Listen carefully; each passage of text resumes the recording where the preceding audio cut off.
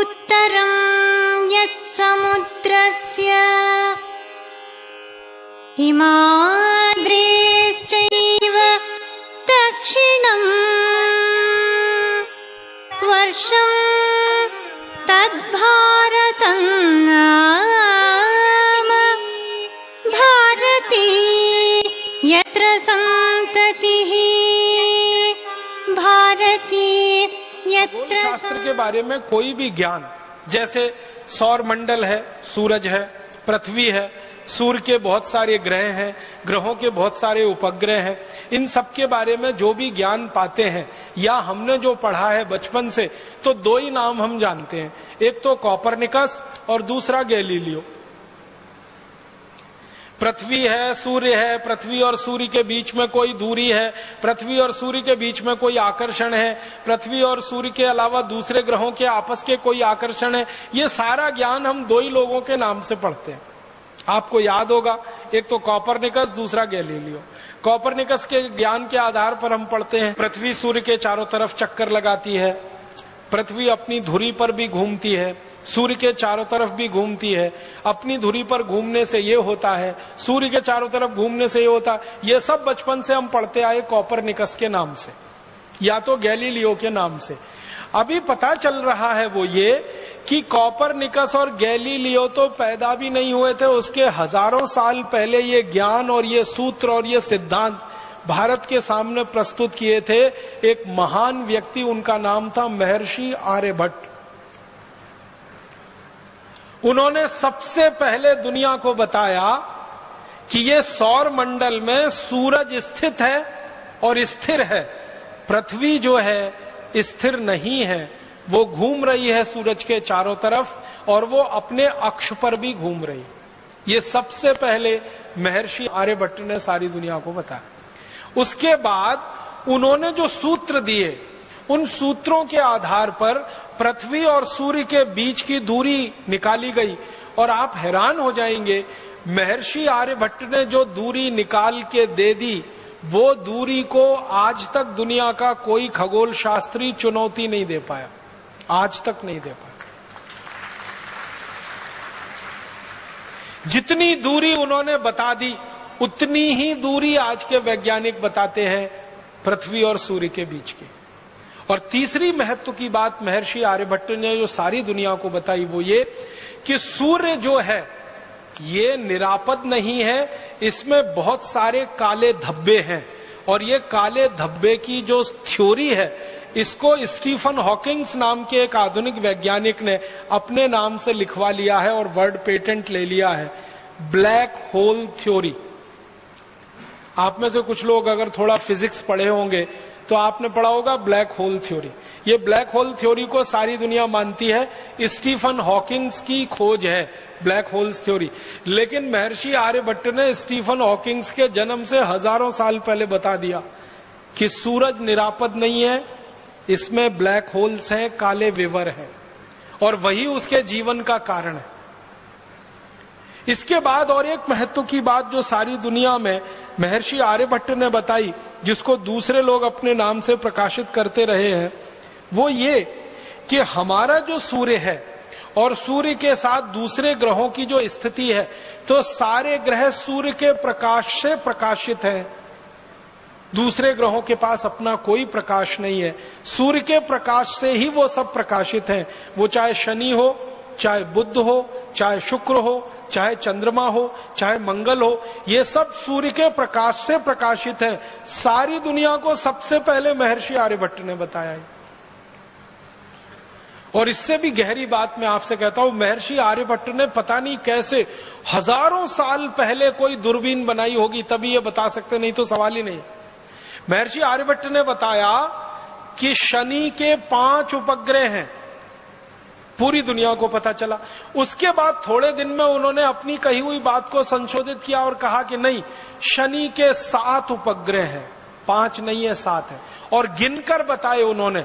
और आपको मैं बताना चाहता हूं ये गर्व की बात कि महर्षि आर्यभट्ट ने हजारों साल पहले जो कह दिया कि शनि के 7 उपग्रह हैं, आज के वैज्ञानिक 8वां उपग्रह नहीं खोज पाए अभी तक शनि का, वो 7 पर ही अटके हुए।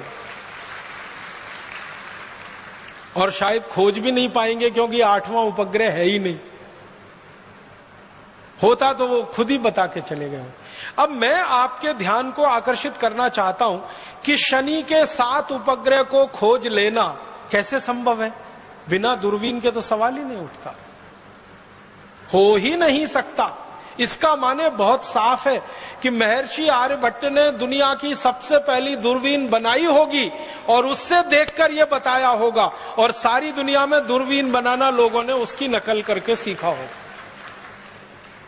महर्षि आर्यभट्ट ने एक पुस्तक लिखी है, बड़ी पुस्तक है, बृहद संहिता उसका नाम है, और एक दूसरी पुस्तक है आर्यभट्ट संहिता उसका नाम है। इन दोनों पुस्तकों में सैकड़ों नहीं हजारों सूत्र हैं सूरज के बारे में, चंद्रमा के बारे में और दूसरे ग्रहों के सूरज के अंतर संबंधों के बारे में।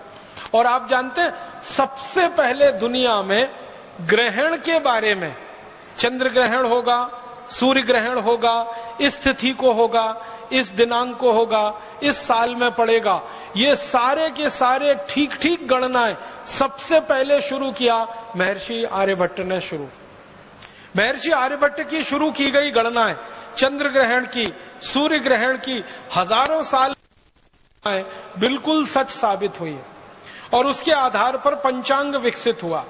और आपको एक और गहरी बात बताना चाहता हूं महर्षि आर्यभट्ट के बारे में, कि उन्होंने सूरज का, पृथ्वी का, दूसरे ग्रहों का जब अध्ययन किया बारीकी से, गहराई से, और उन्होंने देखा कि पृथ्वी अपनी धुरी पे भी घूम रही है और सूर्य के चारों तरफ भी घूम रही है, तो पृथ्वी की अपनी धुरी पर घूमने से दिन है, और दिन रात हो रहे हैं, तो दिन कितने घंटे का हो रहा है, रात कितने घंटे की हो रही है। और बारीकी से करते करते उन्होंने 7 दिन निर्धारित कर दिए, और वो 7 दिन है रविवार, सोमवार, मंगलवार, बुधवार, बृहस्पतिवार, शुक्रवार, शनिवार। ये जो 7 दिन महर्षि आर्यभट्ट ने हजारों साल पहले निश्चित कर दिए, सारी दुनिया अभी तक 8वां दिन नहीं खोज पाई। जो 7 उन्होंने हजारों साल पहले कह दिए, वही 7 दिन पूरी दुनिया इस्तेमाल कर रही है। और आपको हैरानी होनी चाहिए ये जानकर कि कोई क्रिश्चियन है तो, कोई मुसलमान है तो, कोई यहूदी है तो, कोई बौद्ध है तो, कोई पारसी है तो, कोई हिंदू है तो, या किसी भी संप्रदाय का है, वो इन्हीं 7 दिनों को मानता है। रविवार, सोमवार, मंगलवार, बुधवार, बृहस्पतिवार, शुक्रवार, शनिवार। बस अंतर इतना है कि उसको अपनी अपनी भाषा में उन्होंने भाषांतर कर लिया है। अंग्रेजों ने रविवार का संडे कर दिया, सोमवार का मंडे कर दिया, मंगलवार का ट्यूसडे कर दिया, बुधवार का वेडनेसडे कर दिया, गुरुवार का थर्सडे कर दिया, शुक्रवार का फ्राइडे कर दिया, शनिवार का सैटरडे। बस इतना ही किया है, भाषांतर ही किया है, बाकी कोई मूल बदलाव अंग्रेज नहीं कर पाए। और अंग्रेजों के आगे पीछे की सभ्यताओं ने भी उसको वैसे का वैसा ही स्वीकार किया। यूनान की पूरी सभ्यता ने यही स्वीकार किया, रवि, सोम, मंगल, बुध। मेसोपोटामिया की सभ्यता ने यही स्वीकार किया, बेबीलोनियन की सभ्यता ने यही स्वीकार किया। दुनिया में जो बड़ी बड़ी सभ्यताएं मानी जाती हैं, सब में ये रवि, सोम, मंगल, बुध, बृहस्पति, शुक्र, शनि ही है। और ये भारत की देन है सारी दुनिया की सभ्यताओं को, जिसमें वो एक कदम भी आगे हमसे बढ़ नहीं पाए हैं। जितना हमने खोज के बता दिया, वहीं पर पूरी दुनिया रुकी हुई है अभी तक।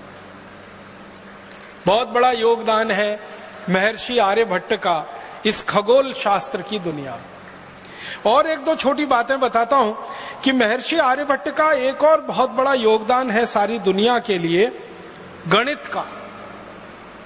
गणित के बारे में 2-3 रोचक तथ्य मैं आपको कहना चाहता हूं। गणित में जो त्रिकोणमिति होती है ना, आपने तो पढ़ा होगा बचपन में, हम लोग अंग्रेजी में उसको ट्रिग्नोमेट्री कहते हैं। ये जो त्रिकोणमिति है, ये जो ट्रिग्नोमेट्री है, ये महर्षि आर्यभट्ट की खोज है। उन्होंने सबसे पहले त्रिकोणमिति दिया है पूरी दुनिया को जानने, समझने और सीखने के लिए। और आप जानते हैं, इसी त्रिकोणमिति को आधार बनाकर दुनिया में सारा निर्माण कार्य चलता है। त्रिकोणमिति अगर आप जानते नहीं है तो आप किसी भी निर्माण कार्य में लग नहीं सकते। तो सारी दुनिया के निर्माण कार्य का आधार और पृष्ठभूमि महर्षि आर्यभट्ट की देन है त्रिकोणमिति जो उन्होंने समझाई सारी दुनिया। गणित में त्रिकोणमिति का आविष्कार भारत में हुआ है।